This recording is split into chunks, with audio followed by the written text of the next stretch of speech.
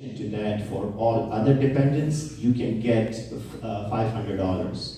So very important to know all that stuff because it's money in your pocket. Alternative minimum tax, not that many people would be applicable to it because the thresholds have gone up. Earned income credit, again here, you know your rates, and here, just very quickly, if you have 2 kids, the earned income credit, you have to have income in certain threshold. If it's below that or above that, then you might lose on earned income credit. A lot of the times people load up on their expenses if they have a sole proprietorship or their own business. They think putting more expenses would help them, but in cases like this, if your income is even below certain threshold, you lose on earned income credit. So that's very important to know where your income needs to be. And this chart is there for your reference. Estate tax, again, the threshold has changed from 5.6 million to 11.2 million. And if you elect a Portability Act with your spouse, so it's now $22.4 million. So up to $22.4 million, you're not going to pay any estate tax.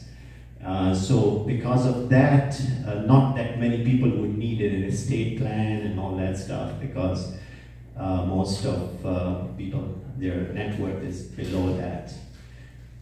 Itemized deduction, moving along. Medical expenses is one of the bigger items that we usually use to itemize. Starting from 2019, your income or your medical expenses has to be more than 10% of your income. So say your income is $100,000, the medical expenses has to be more than 10%, more than $10,000, even for it to be counted as a deduction. So as you can see, not that many people would benefit from it. So the way around it is to use HSA accounts.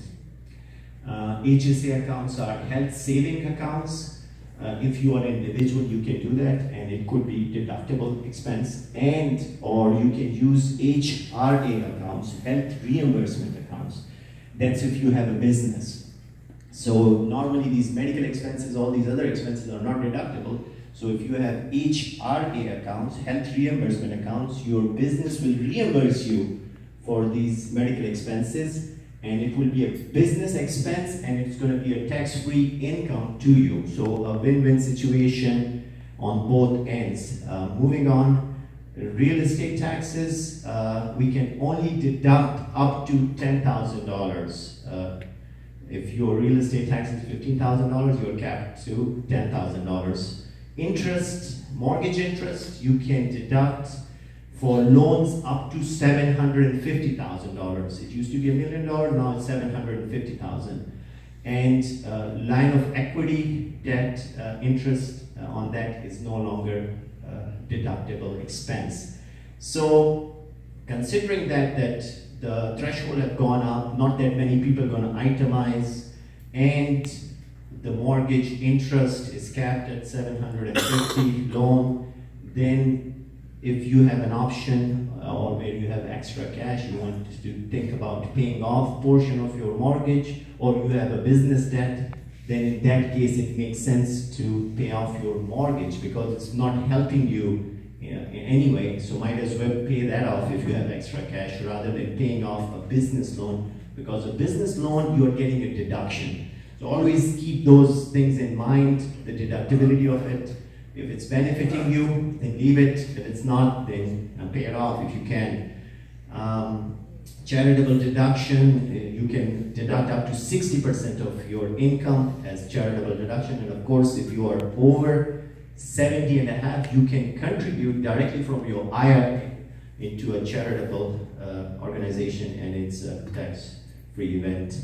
Bunching is one strategy. What you do is, as we discussed right now, the standard deduction have gone up, so you will always be below that threshold of $26,000 if you are a joint filer. So in a bunching strategy, what we do is we take, we itemize every other year. So 1 year you itemize, the second year you take standard deduction, and so forth.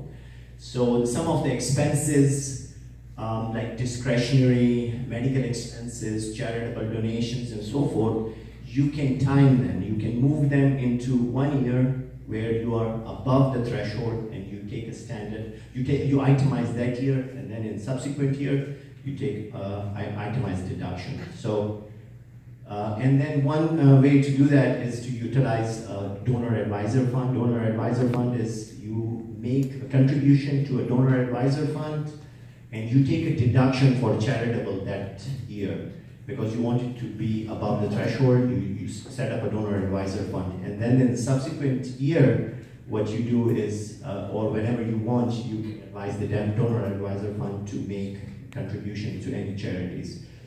I just don't have time to go into detail, but all that information is on the slides.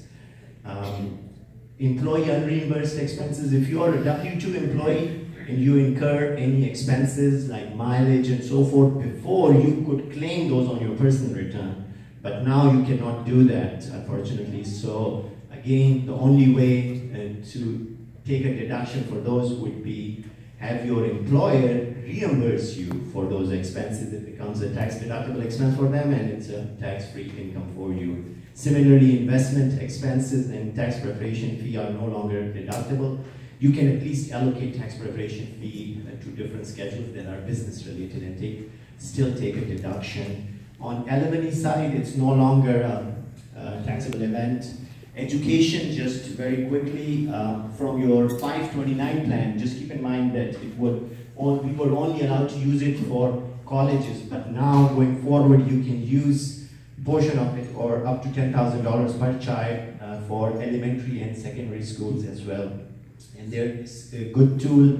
This savingforcollege.com is a great place to start setting it up. And if you have a business, you can potentially hire your teenagers and set up a Roth IRA for them. That could be a business. I mean, it would be a great thing to do. Health mandate or a penalty. There is no penalty starting from this year. 2019 would be the first year. If you don't have insurance, there would be no penalty. And then just make sure, if you are getting a subsidy through the market, you need to have your income in certain thresholds. Again, go on the website and make sure your income doesn't go up, otherwise you start losing the subsidy. And of course, if there is a change in family size and so forth, you have to let the IRS know about it. Net operating loss carry forward is limited to 8% of the income. Foreign assets. These are a couple of assets that I thought would be helpful for all of us. If you have foreign assets, you need to disclose that on your tax return. Foreign assets could be investment accounts, partnership interest, and so forth. You need to attach this particular form 8938 to your tax return.